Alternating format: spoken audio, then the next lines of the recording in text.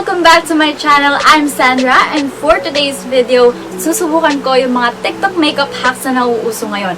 Marami na nag-try na nito sa sarili nila, and naisip ko, na-curious ako, why not try it to myself too, diba? Titingnan ko kung magiging effective to sa akin. So, kinumpile ko lahat yung mga TikTok makeup hacks video na yon para makabuo ng isang makeup look. So, without further ado guys, keep on watching, let's get started!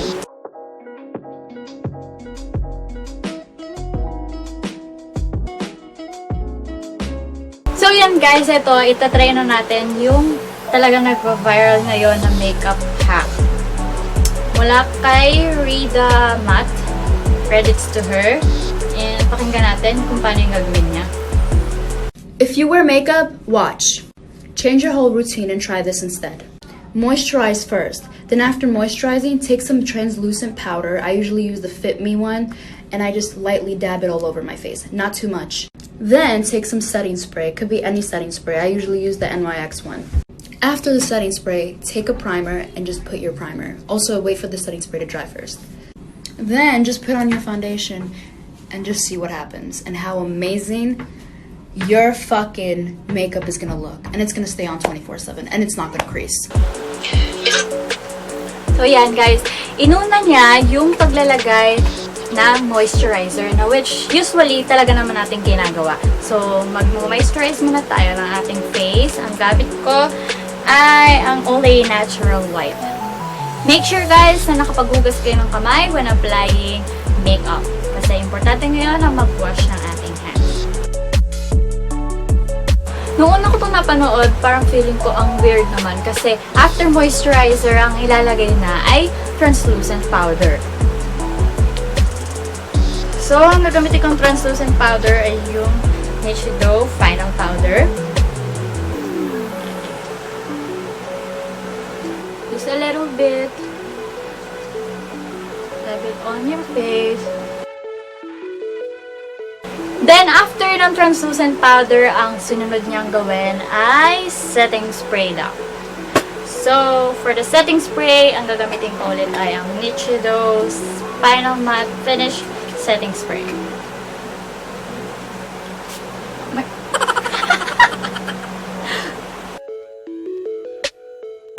Sabi niya, patuyuin muna daw yung setting spray bago tayo mag-apply ng primer. Natuyo na yung setting spray sa mukha ko. So, next naman natin ay ang paglalagay ng primer. So, this is the one that I'm using, the Pore Professional ng Benefit. Lagay ulit natin siya sa aking T-zone. Sa mga malalakihang pores. So, after ng primer, next naman natin gagawin ay maglalagay tayo ng foundation. I'm using the Loreal Infallible Fresh Wear. Kasi yun lang naman yung foundation na meron ako.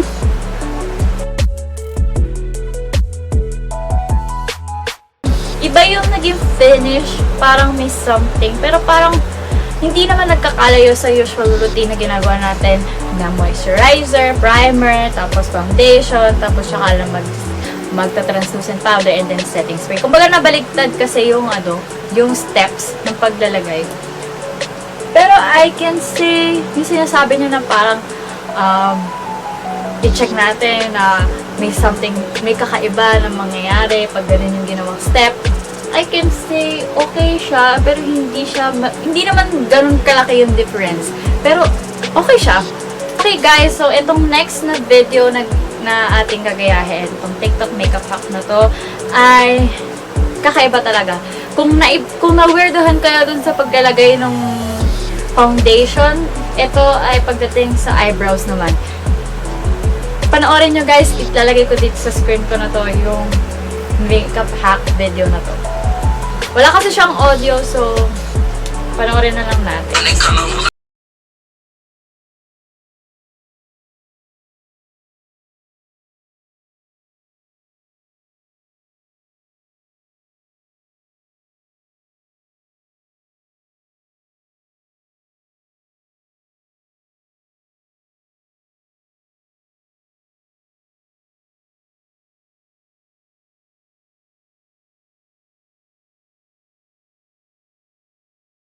Yung ginawa, binrush na yung kanyang kilay. Medyo kinakabahan ako dito guys kasi makapal na yung kilay ko, hindi pa nga ito na-thread. For almost 4 months na siya since ECQ.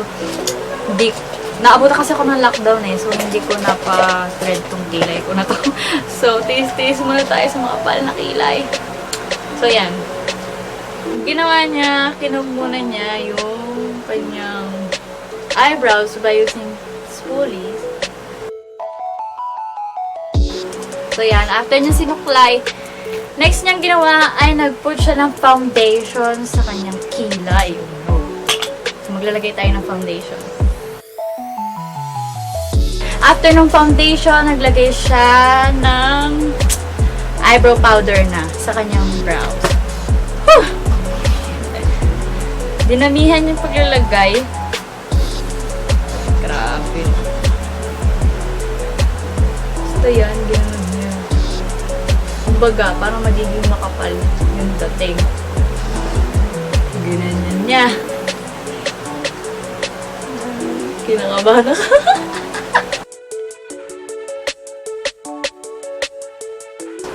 Next niyang ginawa ay naglagay siya, pupunasan niya ng wipes. Yung wipes, ganito yung paghawak niya sa wipes niya. Ayan. Bali parang kukut-kutin. Kukut-kutin ba yung thermal? Basta parang ikukut-kutin mo yung eyebrows mo hanggang sa ma-shape mo yung eyebrows mo. Bali tatanggalin mo yung eyebrow powder.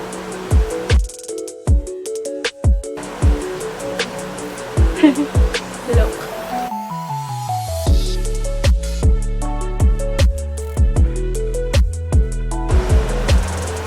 Ano nangyari?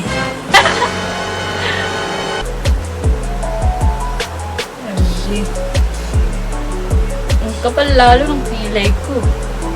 Pero guys, hindi pa naman dito nagtatapos dahil naglagay naman siya ng concealer. So, tingnan natin kung mareremedyohan ng concealer yung brows ko. Ibe-blend na natin siya. So, yan guys, okay na. Na-wipe out ko ng mga excess na eyebrow powder sa eyebrows ko. And I think okay naman siya, pero may something different talaga. Ang weird talaga kasi ang kapal nung naging dating, and alam nyo naman na hindi ako sanay na yung kilay ko ay makapal dito sa start kasi since yung paglagay natin ng eyebrow powder kanina ay from the start kasi yun yung nasa video. And then I think nakatulong talaga yung concealer na nilagay natin para mas malinis, mas ma-define yung eyebrows natin. So guys, after nung eyebrows, next ko naman gagawin ay for my eyeshadow.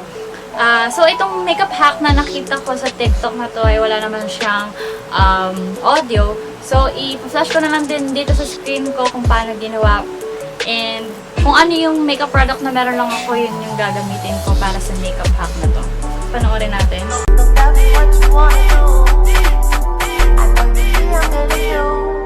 If I back it up, is it bad enough? When I throw it back, is it fast enough?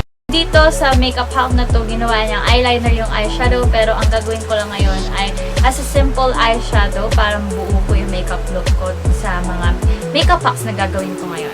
Nagbakbak siya ng kanyang eyeshadow dito. Tapos, nilagyan niya ng makeup fixing, makeup fixing mist. So, wala tayong ganun. So, ang gagamitin ko na lang ay setting powder since for fixing naman din tong makeup na makeup fixing mist na ginamit niya, diba? So, yan. So, magbabakbak tayo ngayon ng isang eyeshadow shade. So, napili kong itong bakbakin. Bakbakin talaga, yung term. Ito na lang yung babakbakin natin. Tapos, tsaka natin ihahalo sa setting spray. Guys, nakapagbakbak na ako ng eyeshadow. Hindi ko lang makikita nyo. Baka may matatabo kasi. Basta yan. Nabakbak ko na siya. Yan, proof. Kaya lalagyan ko siya ng setting spray para paghaluin ko na. Nalagyan ko na siya ng setting spray. Mimix ko na siya ngayon.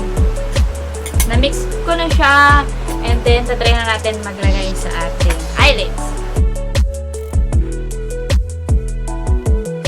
Okay na yung eyelids ko. So, parang naging dramatic lang yung look kasi since brown yung ginamit ko na eyeshadow.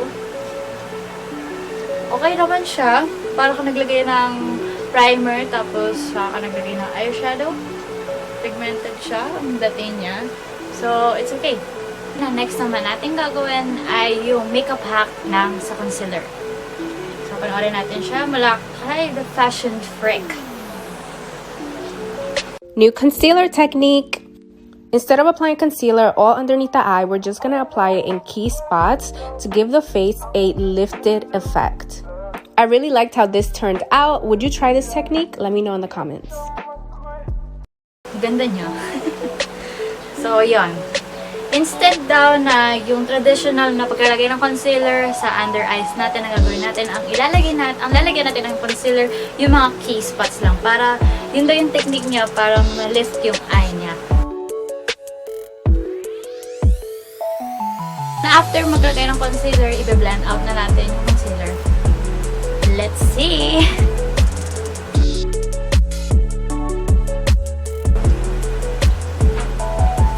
Medyo, sa part ko yung eyeshadow parang, ayun, nagkaroon lang din ng definition. Naging okay lang din yung paglalagay ng concealer. Okay lang din, wala namang masama sa tinry natin yung paglalagay ng concealer. And it's okay. Yun lang guys on my part, since malaki yung eye bags ko, hindi ko natakpan yung eye bags ko dahil sa procedure ng paglalagay ng concealer na to. Wala akong nakita makeup hack para sa paglalagay ng blush on. So, maglalagay na lang muna ako ng blush on para sunod ko yung next na makeup hack na nakita ko. Ito kasi yung maglalagay ka ng fake freckles. So, I'll be right back. Maglalagay lang ako ng blush on. So, yan guys. Tapos na akong maglagay ng blush on. And naglagay na rin ako ng mascara sa aking mata para maging okay na yung look dito sa mata ko. And now, next naman natin ang gagawin ay yung fake freckles na hack. Okay? So, dun sa video na to, ang ginamit niya ay setting spray at saka contour powder. So, yeah, panoorin muna natin yung video. Paano niya ginawa? Comes alive at midnight. My mama doesn't trust him. He's only here for one thing, but okay. Madali yung ginawa niya since setting spray lang naman at saka contour powder yung ginamit niya. So, una niyang ginawa, nag-spray siya ng setting spray. Okay, mag muna tayo dito. Okay. So, after that, binrush niya yung contour powder. And then, itataktak niya doon sa setting spray. Mimix na natin, sasasaw natin yung pinaka-brush. Doon sa ginawa natin mixture. Tapos, ang ginawa niya, binasik-kusik niya doon sa pisngi niya. Parang walang nangyayari. Guys, parang walang nawiwisik. Nararamdaman mo lang may nawiwisik na parang tubig pero walang... Wala eh. Wala. So, try ulit natin Dinamihan ko yung setting spray para alam mo parang may magbisik talaga. So, dito sa second attempt natin, tingnan natin. Try ulit natin. Oh! Okay. So, yun na nga guys. Dapat talaga mas maraming setting spray. Nakikita nyo ba? Yan na, meron na. Pinahirapan ko ng hack na to.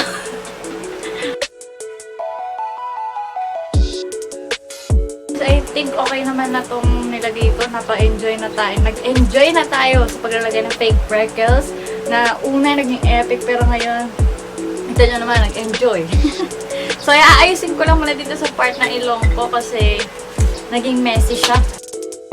Nakikita nyo naman na yung fake freckles na nagawa mula dito sa makeup hack na to ay medyo may pagka-messy at medyo parang tricky din siya gawin. Kasi hindi mo alam kung may mawiwisik ba sa yung contour powder gamit ang setting spray. Medyo na-stress ako sa part na yan. Kasi hindi ko talaga alam kung paano. Wala naman kasi nilagay na instruction kung gano'ng karaming setting spray yung ilalagay. So yes, so nagkaroon tayo ng trial and error na yun. So guys, after ng fake freckles, next step naman natin ay yung ating lips. Ito na yung magiging last try natin ng pag-try ng mga makeup hacks from TikTok and tingnan natin kung magiging okay ba siya sa ating overall look. This video was from wildrose_baby. Credits to her. Ang ganda naman.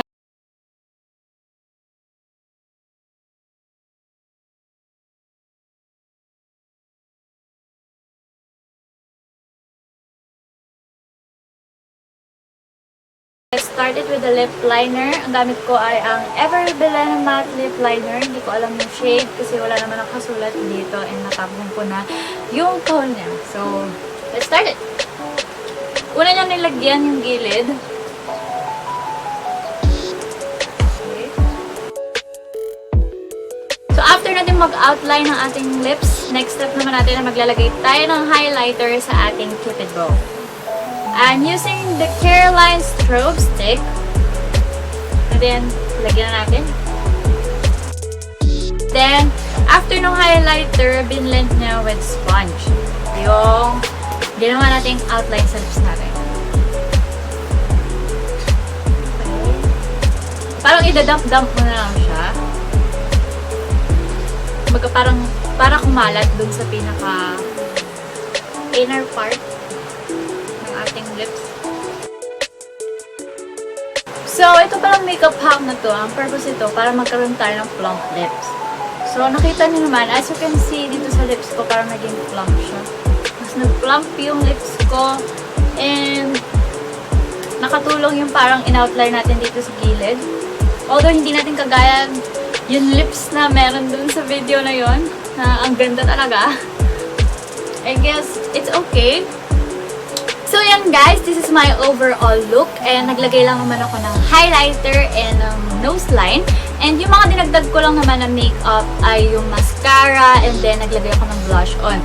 Hindi na ako naglagay ng eyeliner kasi I think magiging dramatic na yung look ko and gusto ko lang maging simple yung makeup look ko for today. Ang pinaka-na-enjoy ko talaga yung eyebrows kasi talaga sobrang weird niya, hindi ko talaga alam kung ano mangyayari. Nag-enjoy akong gawin yung makeup hack na yon. Kasi yung sa foundation, okay siya. Parang naiba lang din talaga yung procedure ng paglalagay ng foundation, concealer, primer, and that. And then, okay naman yung kinalabasan niya. And yung namang, yung sa concealer, okay siya. Medyo weird lang din kasi talaga dahil hindi ko nalagyan yung under eye ko dun sa procedure niya kasi dun lang sa key part, sabi nga niya dun sa dito lang sa gilid ng mata, dito lang sa gilid ng ilong, and dito sa gilid ng bibig. So, yun. Ang bibig talaga. dun sa gilid ng lips. So, yun. Okay din naman siya. Wala din masama na tinry natin yon. And yun, dun sa fake freckles pala, medyo nakulangan tayo ng paglagay ng setting spray. Nagkaroon tayo ng trial and error. And then, okay din naman yung kanilabasan, pero medyo messy pala sa face. So, I think overall, naging okay naman yung kinalabasan. Yung iba, medyo hindi effective. Pero I can say na okay lang din siya. Wala namang masama na nag-try tayo ng mga makeup hacks.